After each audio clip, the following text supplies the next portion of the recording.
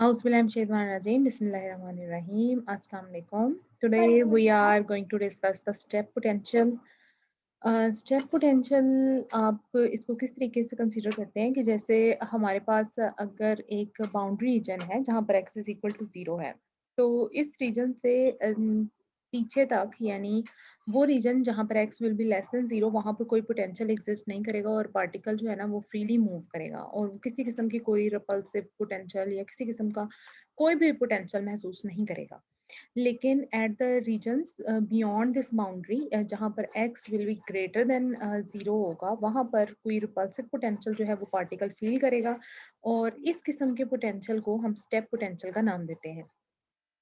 यानी जिसमें आपके पास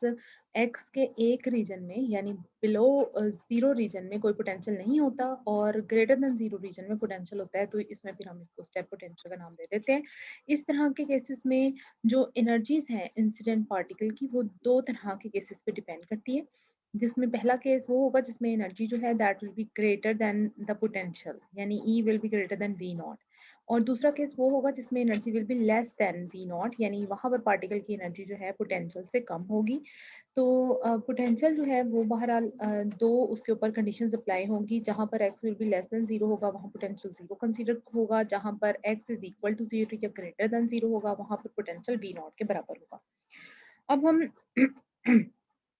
पहला केस पहले डिस्कस करते हैं जहाँ पर हमने ये बात की हुई है कि जो एनर्जी है this is greater than we naught यानी पोटेंशियल कम है और टोटल एनर्जी जो है this is greater than we naught. इस केस में हम क्लासिकली और क्वांटम मैकेनिकली दोनों तरह से बिहेवियर को देखेंगे। क्लासिकली अगर हम देखें तो वो पार्टिकल जिसकी energy greater than we not है तो it will approach the potential step और barrier from the left with constant momentum 2 यानी वो इस लेफ्ट रीजन से राइट रीजन की तरफ जाएगा। उस वक़्त इसकी जो एनर्जी होगी दैट विल बी या इसका जो मोमेंटम होगा वो कांस्टेंट होगा that is 2 under root in the region 1 यानी जहाँ पर x लेस देन 0 है। और फिर जब ये पार्टिकल राइट साइड पर आ जाएगा तो ये स्लो डाउन हो जाएगा और इसका जो मोमेंटम है वो रिड्यूस होगा 2 माइनस वी नॉट क्योंकि इस region x is less than 1 में जो वी नॉट है वो आपके पास 0 है। जब से जो ये 0 है तो आपके पास टोटल जो एनर्जी है वो 2 under root total momentum 2 under root के बराबर है। लेकिन ये वाला जो रीजन आपके पास आता है यहाँ पर वी नॉट एग्जिस्ट करता है। वी नॉट के एग्जिस्ट करने की वजह से यहाँ पर आपके पास जो मोमेंटम होगा 2 माइनस वी नॉट होगा। तो मोमेंटम जो है आपके पास कंज़र्व रहेगा फिर जब आप राइट साइड पर ट्रैवल करते हैं और टोटल जो ट्रांसमिशन होगी वो इस रीजन में होगी एक्स ग्रेटर देन 0 में और क्योंकि energy is greater than we not है। और कोई रिफ्लेक्शन के यहाँ पर चांसेस हमें नज़र नहीं आ रहे हैं क्योंकि आपके पास ट्रांसमिट हो जाएगा वो पहले से दूसरी बाउंड्री में। और जो पार्टिकल है उसकी जो काइनेटिक एनर्जी है वो रिड्यूस हो जाएगी एक्स माइनस वी नॉट के साथ और ये सिंपल स्कैटरिंग होगी वन डायमेंशन। क्वांटम मैकेनिकली जो मोशन ऑफ पार्टिकल है it is regulated by the Schrodinger wave equation for these two reasons. जो सोल्यूशन होगा श्रोडिंगर वेव इक्वेशन का वो हमें बताएगा कि जो पार्टिकल है वो जो लेफ्ट से इंसिडेंट हुआ है राइट साइड पर क्या वो रिफ्लेक्ट होगा या ट्रांसमिट होगा। तो क्लासिकली तो हमें नजर आ रहा है ना कि सिर्फ ट्रांसमिशन होगी, there will be no reflection. लेकिन क्वांटम मैकेनिकली आपके पास दो तरह के केसेस हो सकते हैं, वो रिफ्लेक्ट भी हो सकता है और ट्रांसमिट भी हो सकता है depending upon the solution of the wave which has been attached with this particle। अब हम रीजन 1 लेते हैं जहाँ पर x लेस देन 0 है। इस रीजन में एनर्जी जो है it is greater than we naught क्योंकि ये एक पोटेंशियल फ्री रीजन है और श्रोडिंगर वेव इक्वेशन के अकॉर्डिंगली वी नॉट को हम जब 0 पुट करेंगे तो इक्वेशन बन जाएगी d square psi over d x square plus 2 over h cut square psi is equal to 0। तो यहाँ पर 2 ओवर एच कट स्क्वायर को हम k1 स्क्वायर का नाम दे देंगे और हमारे पास ये इक्वेशन इस तरह से बन जाएगी और इसका जो सोल्यूशन है वो हमारे पास सेकंड ऑर्डर डिफरेंशियल इक्वेशन का सोल्यूशन ही बनेगा और वो हमारे पास a exponential iota k1 x और plus b exponential minus iota k1 x की फॉर्म में आ जाएगा। अब ये जो वेव फंक्शन है साई वन इसके दो पार्ट्स हैं, एक इसका इंसिडेंट पार्ट है और दूसरा इसका रिफ्लेक्टेड है पोटेंशियल से। जो टर्म ए exponential iota k one x है ये इंसिडेंट पार्ट को रिप्रेजेंट कर रहा है और क्योंकि ये पॉजिटिव एक्स एक्सिस में है और minus k one x reflected part को रिप्रेजेंट कर रहा है क्योंकि ये माइनस एक्स एक्सिस में है। अब हम ले रहे हैं सेकेंड रीजन जो हमारे पास ये रीजन है एक्स ग्रेटर देन और इक्वल टू 0। इस रीजन में हम देखते हैं श्रोडिंगर वेव इक्वेशन में वी नॉट पोटेंशियल एग्जिस्ट करेगा, तो यहाँ पर 2m over h cut square E minus we naught की फॉर्म में आएगा, और यहाँ हमने 2m over h cut square E minus we naught को k2 स्क्वायर का नाम दे दिया है। तो इस इक्वेशन के भी दो सॉल्यूशंस ही बनेंगे, ट्रैवलिंग वेव इक्वेशन बनेगी। तो ये हमारे पास psi two will be equal to c e iota k two x plus d exponential minus iota k two x की फॉर्म में आएगा। अब जो आयोटा के टू एक्स है ये आपके पास ट्रैवलिंग वेव है अलॉन्ग पॉजिटिव एक्स एक्सिस, जो कि ट्रांसमिटेड वेव है, जबकि minus iota k two x जो है ये आपके पास रिफ्लेक्टेड वेव है which is travelling along minus x axis. इसको हम निगलेक्ट कर देंगे क्योंकि इस किस्म का कोई केस नहीं होगा, क्योंकि कोई बैरियर नहीं है रिफ्लेक्शन के लिए इस रीजन में। फर्दर आपके पास अगर कोई बैरियर होता तो आप ये देखते कि आपके पास ये रिवर्स वाला भी आ जाता है, लेकिन क्योंकि यहाँ पर कोई बैरियर एग्जिस्ट नहीं करता तो आपके पास ये जो रिफ्लेक्शन वाली चीज़ है ना, इसको आपने जीरो कह दिया है इस रीजन के लिए स्पेसिफिकली। तो हमारे पास इस केस में आप देखें ग्रेटर देन जीरो में lambda one is equal to two x by k one transmit हो गया, और उसके बाद फर्दर यहाँ पर कोई रिफ्लेक्शन नहीं होने वाली है, और सिर्फ सी e iota k two x वाला फैक्टर जो है ये रहेगा जो ट्रांसमिशन के लिए, और ये फैक्टर जो है इसको हम निगलेक्ट कर देंगे क्योंकि कोई रिफ्लेक्शन नहीं है। अब हम कंटिन्यूटी कंडीशंस को अप्लाई करते हैं। तो वेव फंक्शन क्योंकि हमारे पास कंटिन्यूअस है at the wall x is equal to zero of the step potential barrier, तो at x is equal to zero psi one will be equal to psi two. Psi one का जो solution है a exponential iota k one x plus b exponential minus iota k one x है, और psi two के लिए c exponential iota k two x हमने लिया है। एक्स को जीरो पुट करेंगे a plus b will be equal to c आ जाएगा। अब इसी इक्वेशन को हम इन वेव फंक्शंस के डेरिवेटिव लेकर तो फिर अप्लाई जब करते हैं कॉन्टिन्यूटी कंडीशन को, तो फिर हमारे पास क्या आता है d psi one by d x is equal to d psi two over d x, और ये हमारे पास आ जाता है जब इसका हम डेरिवेटिव लेते हैं ए exponential iota k one x का, तो हमारे पास ए आयोटा के वन और exponential iota k one x आ जाता है। इसी तरीके से minus B iota k one exponential minus iota k one x आ जाएगा, और इस केस में आएगा सी iota k two exponential iota k two x. तो अब हम x को 0 जब पुट कर देते हैं तो हमारे पास जो यहाँ से रिजल्ट बनेगा that will be equal to iota k one a minus b will be equal to c iota k to.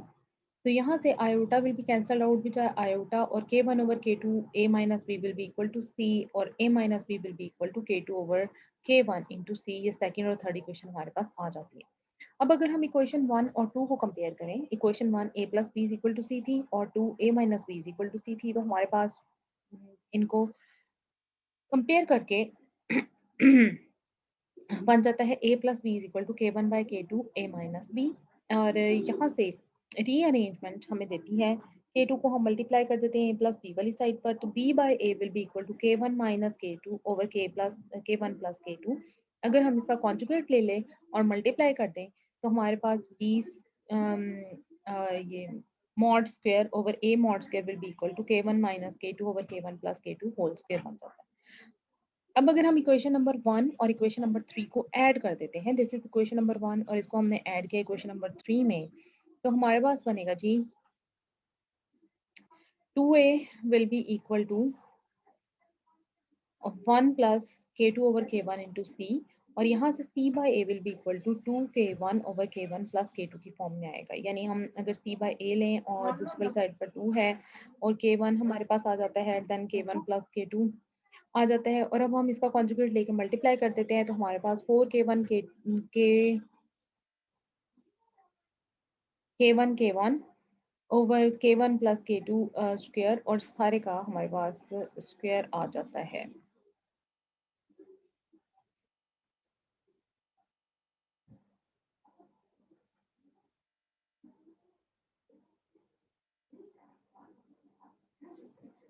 ये ऐसे नहीं आएगा, इस तरह 4k1 over k1 plus k2 whole square आ जाएगा। तो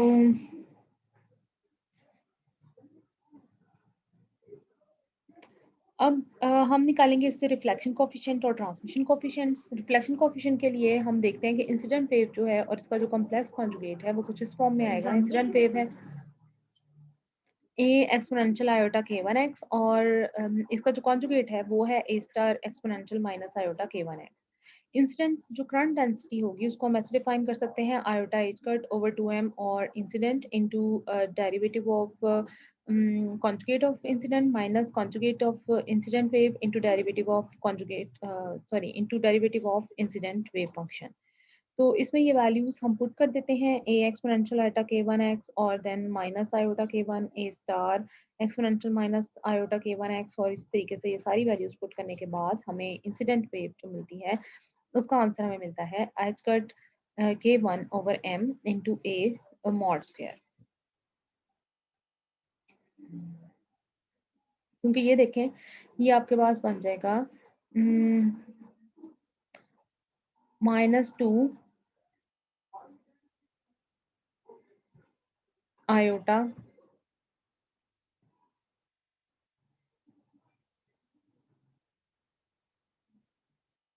K1 and then A star.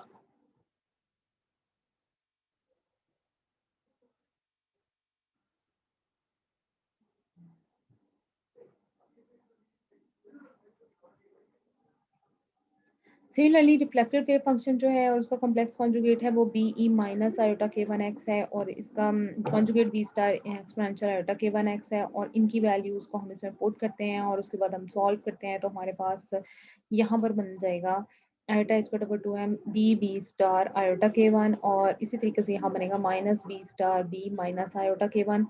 और ये प्लस हो जाएगा तो ये हमारे पास two iota k one b b star हो जाएगा, और ये आयोटास जो है ये -1 बना देंगे, और H cut k one over M जो है हमें देगा बी स्क्वायर की फॉर्म में। तो रिफ्लेक्शन कोफिशिएंट जो होता है वो हमारे पास होता है reflected current density divided bye incident current density. J reflected by J incident हम लेंगे, और रिफ्लेक्टेड वाले को जब हम लिखते हैं वो हमारे पास H cut k one M B square आ जाता है, क्योंकि हमने मॉड में लिया है तो ये -b पॉजिटिव हो जाएगा, और इसके साथ हमने डिवाइड किया हुआ है इंसिडेंट करंट डेंसिटी को। इंसिडेंट करंट डेंसिटी ये हमने फाइंड आउट की थी तो जो थी H cut k one over m into a square. तो ये आपके पास रिवर्स हो जाएगा M over h cut k one ए स्क्वायर ए मॉड स्क्वायर आ जाएगा, एम एम से cancel H cut k one cancel हो जाएगा और बी मॉड स्क्वायर ओवर ए मॉड स्क्वायर आ जाएगा। और अगर हम बी मॉड स्क्वायर और ए मॉड स्क्वायर की वैल्यू इक्वेशन नंबर 4 से पुट करें जो कि हमने यहाँ पर फाइंड आउट की थी के one minus k two over k one plus k two whole square की फॉर्म में, तो वो यहाँ पर आ जाएगी के one minus k two square over k one plus k two square, और यहाँ से आप देखें कि one minus k two over k one by one plus k two over k one square की फॉर्म में आ जाएगा। अब के टू ओवर के वन जो है वो हमारे पास इक्वल है to m over h cut square, k two की वैल्यू ये है और के वन की वैल्यू है h cut square over two m. क्योंकि ये स्क्वायर्स में थी तो हम अंडर रूट ले लेते हैं, और यहाँ से जो आंसर हमारे पास बनता है वो बनता है one minus we not over e की फॉर्म में, क्योंकि एच कट स्क्वायर से कैंसिल हो जाएगा, टू एम से कैंसिल हो जाएगा और सिर्फ ई रह जाता है, और जब हम इसको अंदर मल्टीप्लाई करते हैं तो one minus we not over e की फॉर्म में आंसर आता है, और इसको हम के बराबर कह देते हैं। तो finally one minus k two over k one हमें के दे देता है, one plus k two over k one भी हमें के दे देता है, वन माइनस के स्क्वायर ओवर वन प्लस के स्क्वायर होल स्क्वायर हमारे पास रिफ्लेक्शन कोफिशिएंट आ जाता है। ट्रांसमिशन कोफिशिएंट के लिए हम ट्रांसमिशन वेव फंक्शन लेते हैं और उसका कॉम्प्लेक्स कॉन्जुगेट लेते हैं जो c e iota k two x था, और c star exponential minus iota k two x आ जाएगा, और इसके लिए भी हमारे पास करंट डेंसिटी सेम ही फॉर्म में रहेगी psi t d psi conjugate t over d x minus psi t conjugate और d psi t over d x की फॉर्म में हम लेंगे। जब हम इसको सॉल्व करेंगे इनकी वैल्यूज को पुट करेंगे तो हमारे पास यहाँ से आएगा जी ये वाली टर्म और ये वाली टर्म कैंसिल हो जाएगी और बचेगा हमारे पास सी सी star minus iota k to. इसी तरीके से यहाँ पर बचेगा सी स्टार सी और माइनस आयोटा के टू, तो ये -2 आयोटा के टू सी सी स्टार बन जाएगा, और ये आयोटा और आयोटा आयोटा स्क्वायर होके माइनस दे देगा, माइनस माइनस कैंसिल आउट हो जाएगा और आपके पास बच जाएगा जी H cut k two over M C. अब ट्रांसमिशन कोफिशिएंट के लिए हमारे पास होता है जी ट्रांसमिशन करंट डेंसिटी को हम डिवाइड करते हैं इंसिडेंट करंट डेंसिटी से, तो ट्रांसमिशन करंट डेंसिटी है h cut k two over m into c mod square, और इसी तरीके से जो इंसिडेंट करंट डेंसिटी थी वो हमारे पास थी एच कट के वन ए मॉड स्क्वायर ओवर एम। तो हम इस ट्रांसमिशन वाले को इंसिडेंट से डिवाइड कर देते हैं, तो हमारे पास बचता है जी के टू ओवर के वन सी मॉड स्क्वायर ओवर ए मॉड स्क्वायर। अब सी मॉड स्क्वायर और ए मॉड स्क्वायर की वैल्यू क्वेश्चन नंबर 5 से जब लगाते हैं तो वो बनती है 4k1 square over k one plus k two square. यहाँ आ जाता है हमारे पास ये के वन जो है ए के वन से कैंसिल हो जाता है और फाइनली हमारे पास 4k1 plus k two square बच जाती है। तो यहाँ से हम 4k2/k1 ले सकते हैं अगर हम k1 को इसमें से कॉमन ले लें। तो कॉमन जब k1 स्क्वायर को निकालते हैं तो 1 + k2/k1 होल स्क्वायर बन जाता है। ये k1 स्क्वायर जो बाहर आता है वो एक वन से कैंसिल आउट हो जाता है। 4k2/k1 is equal to 1/1 + k2/k1 square आ जाता है। k2/k1 की वैल्यू हम निकाल चुके हैं जो 1 minus we not over e under root के बराबर थी जिसको हमने k कहा हुआ था। तो k2/k1 को हम k पुट करते हैं 4k और 1 + k स्क्वायर आ जाता है। तो ये इक्वेशन नंबर 7 ट्रांसमिशन कोफिशिएंट की आ जाती है। किसी भी जगह पर जो रिफ्लेक्शन प्लस ट्रांसमिशन कोफिशिएंट है it should be equal to 1 होना चाहिए।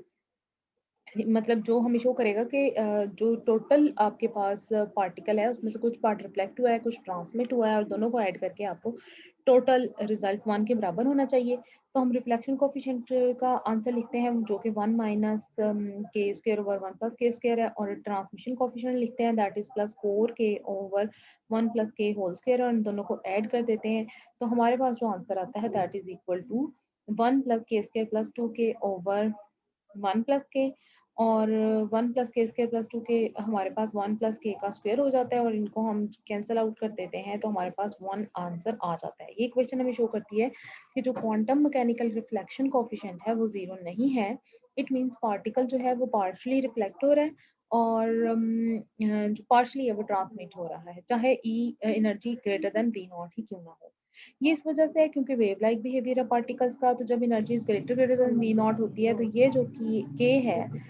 दिस इज इक्वल टू जब एनर्जी बहुत ज्यादा होगी वी से तो 1 minus we not over e near equal to 1 आ जाएगा। फाइनली ये जो रिफ्लेक्शन कोफिशिएंट है जिसमें हम के की वैल्यू को जब 1 पुट करेंगे तो ये 0 हो जाएगा और ट्रांसमिशन कोफिशिएंट जो है वो 1 हो जाएगा जब के की वैल्यू को 1 पुट करेंगे।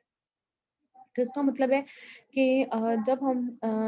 ये कंडीशन लेंगे कि energy is very much greater than we naught तो पोटेंशियल स्टेप जो है कोई इफेक्ट प्रोड्यूस नहीं करेगा इंसिडेंट पार्टिकल की मोशन पर। और जो इंसिडेंट पार्टिकल है वो बहुत ज़्यादा हाई एनर्जी होने की वजह से सिर्फ ट्रांसमिट होगा और रिफ्लेक्ट नहीं होगा। लेकिन अगर ये एनर्जीज बहुत ज़्यादा वी नॉट से ज़्यादा नहीं है तो फिर रिफ्लेक्शन और जो ट्रांसमिशन है वो दोनों ही चीज़ें मौजूद रहेंगी। हम्म,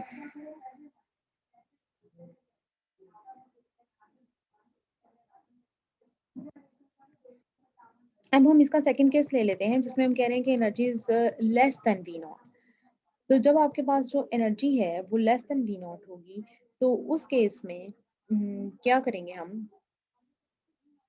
क्लासिकली जब पार्टिकल की energy less than we not है तो it will approach the potential step और barrier from the left with constant momentum in the region 1 और जब पार्टिकल स्टॉप हो जाएगा at the region x is equal to 0 और अब जो पार्टिकल है वो बाउंस बैक हो जाएगा with same magnitude of momentum और कोई पार्टिकल भी रिफ्लेक्ट ट्रांसमिट नहीं होगा यानी यहाँ पर टोटल रिफ्लेक्शन होगी। यानी जब एनर्जी वी नॉट से कम होगी तो इस रीजन में जहाँ पर x इज इक्वल टू 0 हमने लिया है और इसके बाद जो आपके पास वी नॉट एग्जिस्ट कर रहा है जब एनर्जी वी नॉट से कम है तो जो पार्टिकल यहाँ आएगा वो टोटली रिफ्लेक्ट बैक हो जाएगा। कोई ट्रांसमिशन नहीं होगी। लेकिन क्वांटम मैकेनिकली हम देखते हैं कि जो motion of particle it is regulated by Schrodinger equation और इस हिसाब से दोनों रीजन्स में आपको इक्वेशन को सॉल्व करना पड़ेगा। और ये जो सोल्यूशन है श्रोडिंगर वेव इक्वेशन का ये आपको बताएगा कि जो पार्टिकल इंसिडेंट हो रहा है लेफ्ट साइड से वो रिफ्लेक्ट भी होगा और वो ट्रांसमिट भी होगा। यानी ये नहीं आप कह सकते कि सारी की सारी टोटल रिफ्लेक्शन हो गई है। तो हम ये कहेंगे कि कुछ ना कुछ जो है वो आपके पास ट्रांसमिट भी हुआ है। तो हम देखते हैं अब इसका सॉल्यूशन। तो इस पार्टिकल के लिए जिसकी energy less than we not है वो फ्री होगा आपके पास रीजन 1 में क्योंकि वी 0 है तो ई माइनस वी जब आप करेंगे तो आपके पास 2 me over h cut square ही आएगा और के वन स्क्वायर को आप 2 me over h cut square ही लिखेंगे और आपके पास जो सोल्यूशन आएगा इसका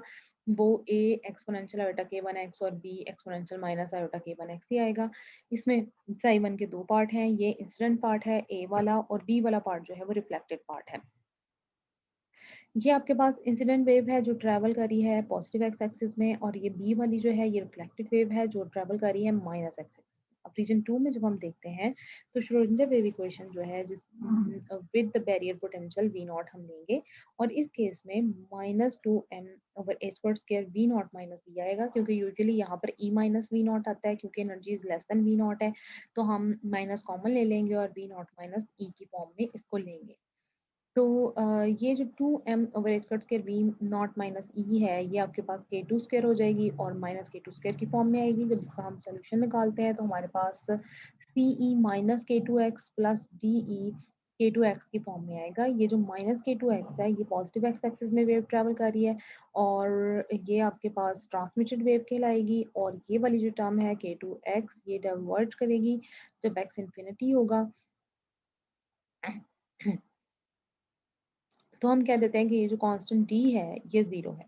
तो साइड टू जो वेव है ये सी e minus k two x के बराबर आ जाएगी, जो ट्रांसमिटेड वेव है। तो कंप्लीट वेव फंक्शन आपके पास कुछ इस सूरत में आएगा, यानी a exponential iota k one x minus omega t plus exponential minus iota k one x plus omega t. ये आपके पास आ जाएगा जी ई लेस देन 0 वाले रीजन में, एक्स लेस देन 0 वाले रीजन में, और c e k two x exponential minus iota omega t आ जाएगा इस रीजन में, वहां पर एक्स ग्रेटर देन 0 है। अभी कॉन्टिन्यूटी इक्वेशन जब पुट करते हैं, यानी एक्स इज इक्वल टू 0 जब लेते हैं, क्योंकि वेव फंक्शन कंटिन्यूअस है एक्स इज इक्वल टू 0 पर,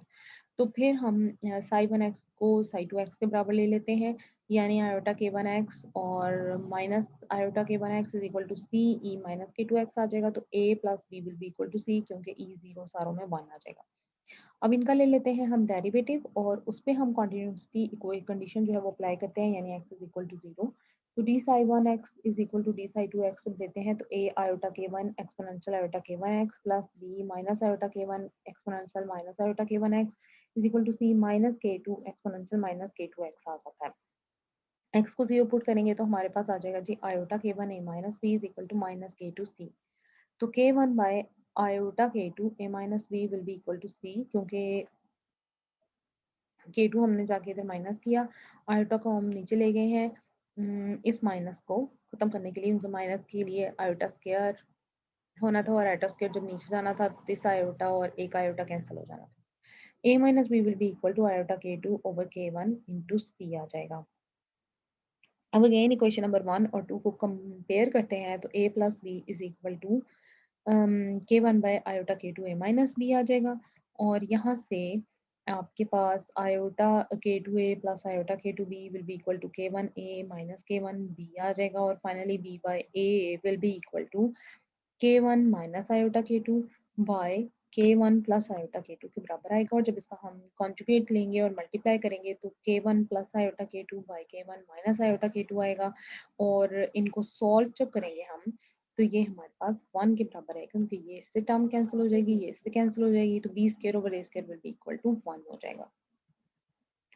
अब हम करते हैं क्वेश्चन नंबर 1 और 3 को ऐड। जब हम इनको ऐड करते हैं तो हमारे पास 2a will be equal to c plus iota k two over k one into c आ जाएगा, यानी 1 plus iota k two over k one into c. तो c by a will be equal to 2k1 over k one plus iota k two आ जाएगा। इसका conjugate लेंगे और multiply करेंगे तो 2k1 over k one minus iota k two आ जाएगा, जो कि 4k1 square over k one square plus k two square हो जाएगा। क्योंकि ये देखें ये के वन स्क्वायर है और उसके बाद आपके पास आएगा जी minus iota k two k one plus iota k two k one and then minus iota square k two square, तो वो प्लस के टू स्क्वायर हो जाएगा, यानी 4k1 square over k one square plus k two square into a square आ जाएगा। अब हम reflection coefficient और ट्रांसमिशन कोफिशिएंट निकालते हैं। उसके लिए हम इंसिडेंट वेव फंक्शन को लेते हैं और उसका कॉन्जुगेट लेते हैं पहले, और उसको फिर हम जो करंट डेंसिटी है इंसिडेंट वाली उसमें पुट करते हैं, जो कि iota H cut over 2m into Sai x D Sai incident conjugate over d x और माइनस इंसिडेंट का कॉन्जुगेट और derivative of incident wave function ले लेते हैं। इसमें वैल्यूज को पुट करते हैं तो हमारे पास ये आयोटा के एक्स और minus iota k one x cancel हो जाता है और बच जाता है हमारे पास जी आयोटा के वन ए स्टार और माइनस आयोटा के वन ए स्टार ए, तो minus two iota k one ए स्टार बन जाता है। माइनस और आयोटा और आयोटा आयोटा स्क्वायर हो जाता है तो माइनस कैंसिल हो जाता है और टू टू से कैंसिल हो जाता है और फाइनली हमारे पास ए स्क्वायर ओवर एम इंटू के वन और ए स्क्वायर आ जाता है। अब रिफ्लेक्टेड वेव फंक्शन जो है वो हम लेते हैं जो B exponential minus iota k one x है उसका कॉन्जुगेट ले लेते हैं और अब हम ले लेते हैं इसकी रिफ्लेक्टेड करंट डेंसिटी, जो हमें सिमिलर मेथड से दे देती है माइनस एच कट के 1/m इंटू पी स्क्वायर। तो रिफ्लेक्शन कोफिशिएंट आ जाता है हमारे पास reflected current density by incident current density, जो कि हमें नजर आ रही है minus H cut k 1m b square into m over h cut k 1 a square और b square over a square आ जाती है, जो कि रिफ्लेक्शन इज इक्वल टू 1 आ जाती है। अब ट्रांसमिशन कोफिशिएंट हम लेते हैं जिसमें क्योंकि ये वेव फंक्शन रियल है तो इसका कॉम्प्लेक्स कंजुगेट भी चेंज नहीं होगा और माइनस के 2x ही रहेगा, और फिर इसकी जब हम करंट डेंसिटी लेते हैं तो हमारे पास ये बनेगा जी सी एक्सपोनेंशियल माइनस के 2x और माइनस के 2 आएगा साथ में। अब यहाँ पर ये जो माइनस माइनस के 2x है और यहाँ पर भी ये भी माइनस माइनस के 2x है, तो ये जो वैल्यूज हैं ये ऑलमोस्ट एक जैसी ही बन रही हैं, यानी सी star exponential minus k 2x और माइनस के 2 आएगा और ये बन जाएगा प्लस सी स्टार सी के 2 और एक्सपोनेंशियल माइनस के 2x। ये दोनों टर्म्स एक दूसरे से कैंसिल आउट होकर जीरो हो जाएंगी। तो ट्रांसमिशन को कोफिशिएंट हमारे पास आएगा जी transmitted current density divided by the incident current density. तो ट्रांसमिटेड करंट डेंसिटी जीरो हो गई है तो ट्रांसमिशन सारी ही जीरो हो जाएगी, यानी क्वांटम मैकेनिकली हमें नजर आ रहा है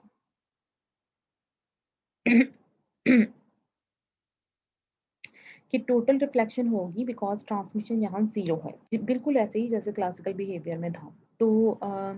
हम ये कह सकते हैं कि there are none of particles that can be found classically in the region x greater than zero वाले रीजन में ना तो क्लासिकली हमें को पार्टिकल नजर आ रहा है, क्लासिकली हमें को पार्टिकल नजर नहीं आ रहा, लेकिन quantum mechanically there is non zero probability that wave function penetrates penetrates this classically forbidden region. लेकिन हमारे पास जो क्वांटम मैकेनिकली है प्रोबेबिलिटी यहाँ पर नॉन जीरो है कि कोई भी पार्टिकल जो है वो इस क्लासिकली फॉरबिडन रीजन में एंटर हो सकता है। तो रिलेटिव प्रोबेबिलिटी डेंसिटी क्या आएगी हमारे पास psi t square which is equal to c square E minus k 2x और प्रोबेबिलिटी हमारे पास अब आ जाती है सी की वैल्यू पुट करते हैं 4k1 square a square over k1 square plus k2 square exponential minus 2kx। अगर x is equal to zero है तो near the region x is equal to zero ये जो प्रोबेबिलिटी है it falls exponentially to small value as x increases. जैसे कि ये आपको नजर आ रहा है जैसे जैसे x की वैल्यू इंक्रीज होती जाती है ये प्रोबेबिलिटी कम होती जाती है और जब x की जीरो होती है उस पॉइंट पे ये प्रोबेबिलिटी की जो वैल्यू है वो समवट ज़रा मैक्सिमम है।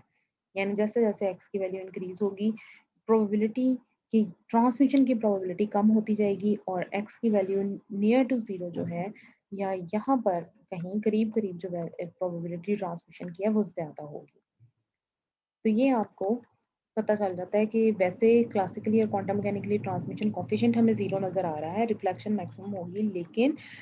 जब प्रोबेबिलिटी डेंसिटी लेते हैं हम या रिलेटिव प्रोबेबिलिटी डेंसिटी लेते हैं तो हमें कुछ ना कुछ वैल्यू ट्रांसमिशन वाली मिल रही होती है और ये जो है ये डिपेंड किस पे कर रही है माइनस के 2x पे, यानी x की वैल्यू इंक्रीज होती जाएगी तो ये प्रोबेबिलिटी जो है ट्रांसमिशन की वो कम होती जाएगी। x is equal to zero पे ये प्रोबेबिलिटी मैक्सिमम है और उसके बाद ये कम होती जाएगी जैसे जैसे x की वैल्यू बढ़ती जाएगी।